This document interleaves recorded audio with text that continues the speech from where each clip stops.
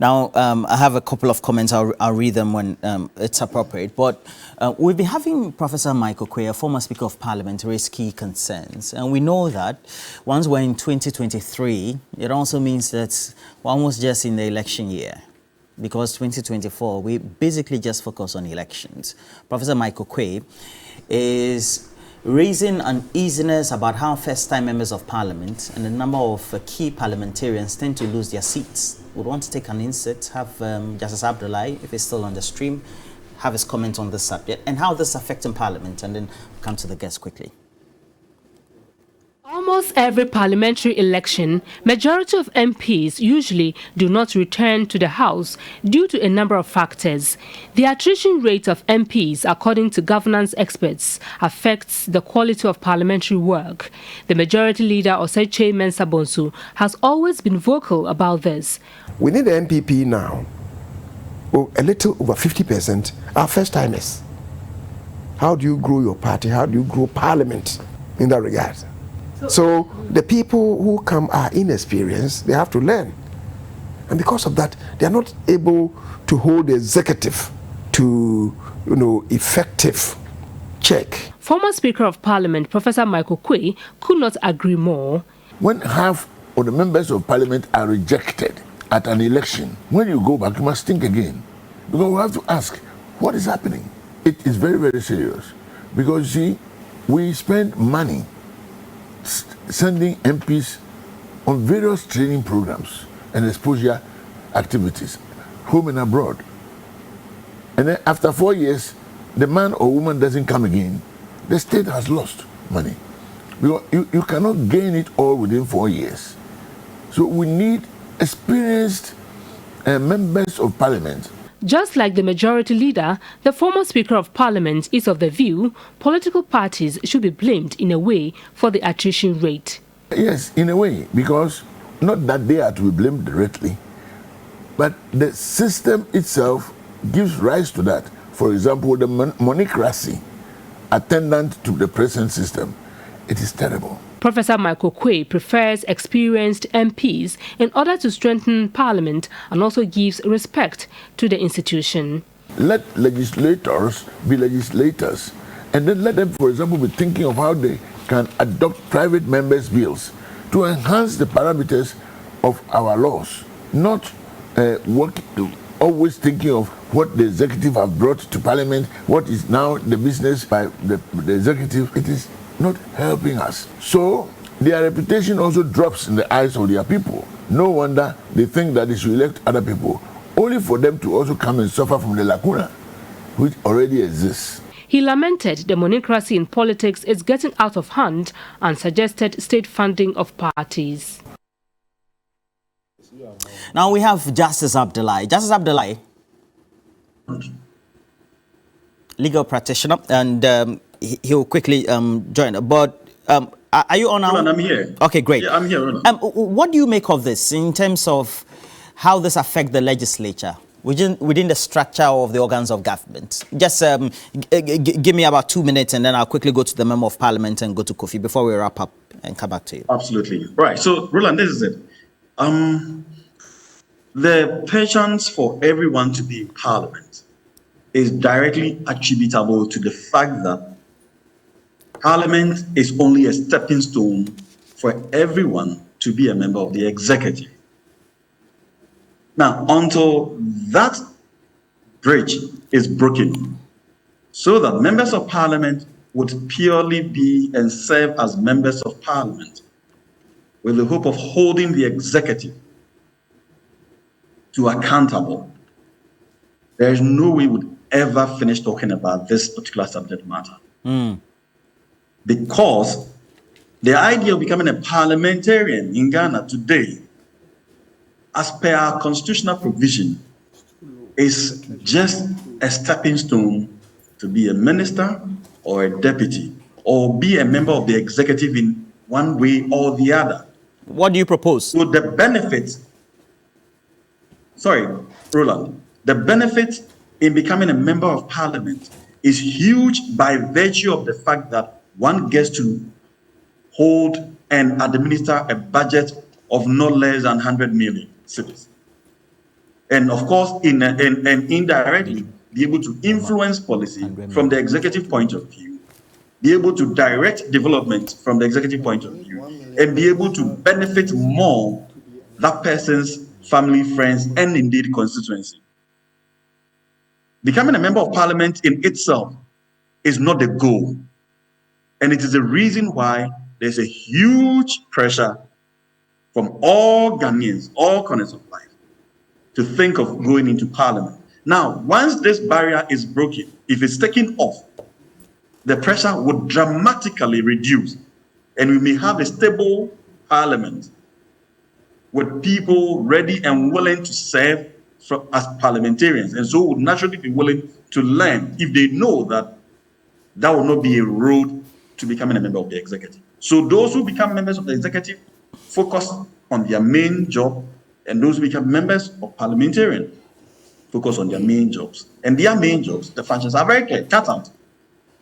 To represent their constituency, to hold the executive accountable, and to ensure that we get value for money for getting people into the executive. Now, at this moment, a person becomes a member of parliament and he's always turning back on his shoulders to see whether or not somebody is watching from the presidency. And so his ability to function well as a member of parliament is completely taken off. And this can definitely not work well for all of us, particularly for Ghanaians. We are the biggest losers in this area. And so it is one of the reasons why earlier I was asked by some of your colleagues whether or not we have to amend our constitution. This is the biggest area to amend in our constitution. And how should the amendment be like? In what structure and form do you want it? In terms of decoupling the executive from the legislature, completely. Okay. Complete decoupling. So that we have what we had in the Third Republican Constitution. Now, it is the best way that, for instance, this particular parliament, this would have been the best parliament in the history of the Republic of Ghana if you had the kind of constitution by way of the legislature executive decouplement to hold the executive accountable. Imagine, this is the first time in our history, well, maybe in a different way or shape, that members of the executive in parliament are boldly able to speak against or in the face of the overwhelming authority of the executive. The only time we had that was in the 79 Constitution, where Liman had his people standing up against the executive. Okay. So imagine if this parliament was completely decoupled and we had this kind of parliament, we would have had the best value for money. All right. That have the best benefits from members of parliament. All right. And indeed, Ghana would have been the best place to be. All right. Thank you very much. Justice Abdullah is a legal practitioner. And I have to let you off. I know that this is a bigger subject than us talking about in 5-10 minutes. But it's good that you've started. I'm sure that we can put this into better perspective.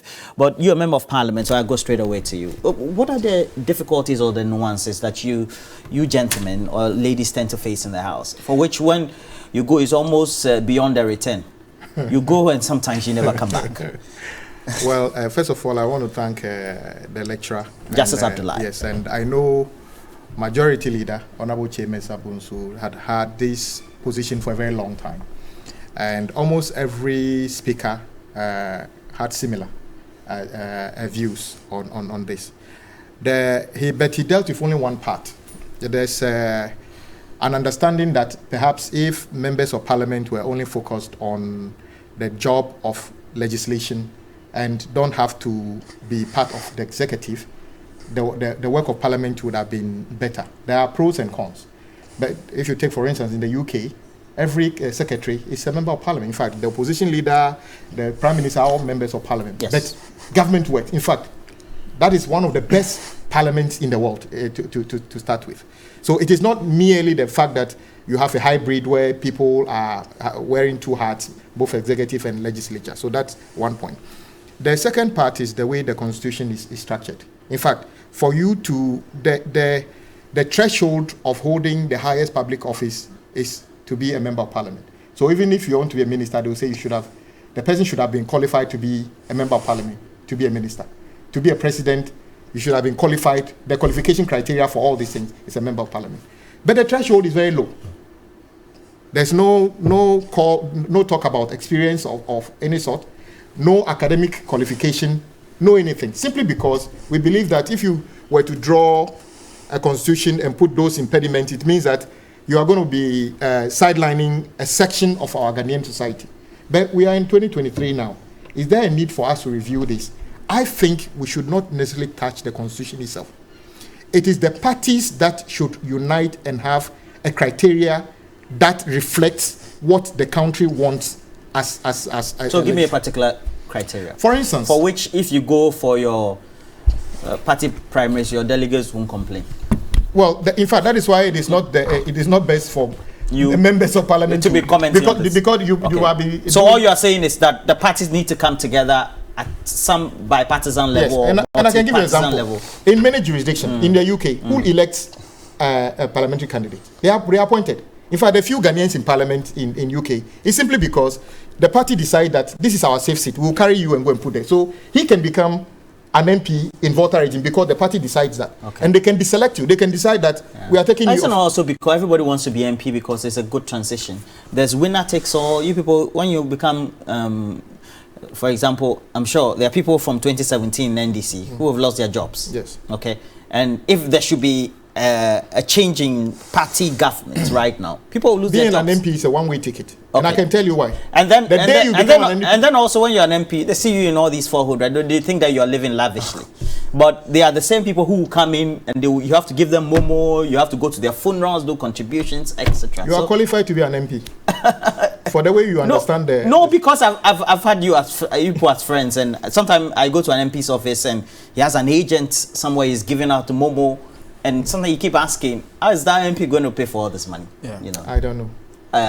So at what point, I'll give you just a minute. Yeah, the job of being an MP is not easy, and you really have to appreciate what they go through. So I get it. But I guess the question I want to ask Honorable Oseche Mensah is, what is the solution in as far as keeping the experience? What is he providing as the solution? Is there a criteria that he's bringing up? I didn't hear that. I think he's always said it. Yeah, I've heard that commentary, but I haven't heard what the solution is. Is it to protect people? Where will your constituency let me tell you what he said. For example, what will your constituency be? So, I am Menshianov, Bekwai, and then Swami. Okay. So maybe because you come from the heart of Ashanti, so that's a stronghold of the NPP. Yeah. So perhaps maybe you'll be conflicted. But he thinks that if you have a storehouse of knowledge, people who are experienced, they contribute to enriching parliament, right? Yeah, but I think Honorable Oseche Mensah answers his own question, because he's an example of surviving in parliament. But he was nearly kicked out of that. No. My point is, your survival in parliament should be your work. How you liaise with your constituents, the work you do, should determine whether you stay or not. It's not always the case. No, I know that it's not always the case. There are nuances, of course, but I think that should be the primary reason, because to the point, it's not always the case. So you are saying that the status quo is okay? I'm saying that if he has a solution, he needs to bring it up so we can all assess and see if that solution is superior than what we have. That's what I'm saying. Okay.